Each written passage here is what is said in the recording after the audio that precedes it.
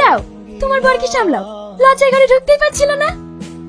আপনি এত চুপচাপ বসে কেন? ওই কথা বলছি তো। আপনি মনে হয় বিয়ের আগে কোনো মেয়ের সঙ্গে কথা বলেননি, তাই না? না না, তুমি কারোর সাথে কথা বলেছো নাকি? ধন্যবাদ। কে বলছেন? অত দাঁড়া কিসে, আগে দুটো কথা বলি তারপর পরিচয় হবে। বলুন। সাথী কেমন আছে? ও ভালো আছে। আপনাকে তো ঠিক চিনলাম না।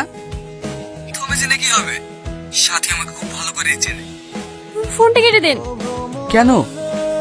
প্লিজ ফোনটা কাটেন। এই তো জেনে ফেলেছে। সাথী, তোমার গাড়ির তেলটা কেমন আছে গো?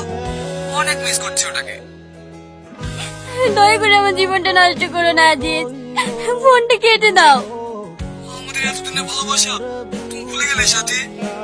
কি উল্টো পাল্টা বকছিস? কে তুই? কেমন আছে ভিডিওটা? ফেসবুকে শেয়ার করলে কিন্তু অনেক লাইক আসবে, দেবো?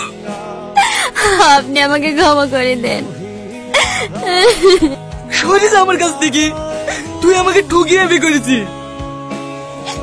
আমাকে একবার যেতে দিন না, স্যারের কাছে একবার যেতে দিন। বললাম তো যাওয়া হবে না। আমি বেশিক্ষণ দাঁড়াবো না, কেস লেখা হয়ে গেলে চলে আসবো। ডায়েরি করবি তো এখানে কর, ভিতরে যাওয়ার কি আছে? না, আমি বড় সাহেবের কাছেই যাবো। কি হয়েছে কি? আর হল্লা কিসের? দেখেন না স্যার, কখন থেকে বারণ করছে তাও শুনছে না, বারবার বলছে আপনার কাছে ডায়েরি করবে। ঠিক আছে, ওকে ভিতরে আসতে দাও। বলো কি সমস্যা? কাল থেকে আমার বউকে খুঁজে পাওয়া যাচ্ছে না স্যার। Missing report? কত বছর হলো বিয়ে হওয়া? 3 দিন স্যার। প্রথমে ভেবেছিলাম মায়ের বাড়ি গেছে, কিন্তু ওখানেও যায়নি। কিভাবে বিয়ে করেছো? প্রেম করে না দেখাশোনা করে? দেখে শুনে বিয়ে করেছিলাম স্যার। বুঝেছি, এ কেস নেওয়া যাবে না। কেন স্যার? আরে বুঝতে পারছো না, তোমার বউ বয়ফ্রেন্ডের সঙ্গে পালিয়ে গিয়েছে।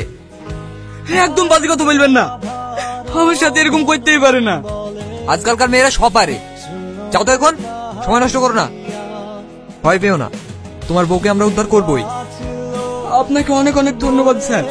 আরে আরে ধন্যবাদ দিতে হবে না, যেটা দেওয়ার কথা সেটা দিলেই হবে। ঠিক আছে। বাবা, বাবা। কি হয়েছে মা, কিছু বলবি?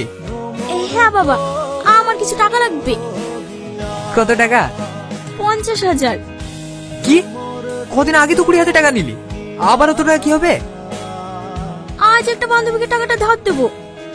তাই বলে অত টাকা? দাও না বাবা। ঠিক আছে। এই বাড়িটাই স্যার।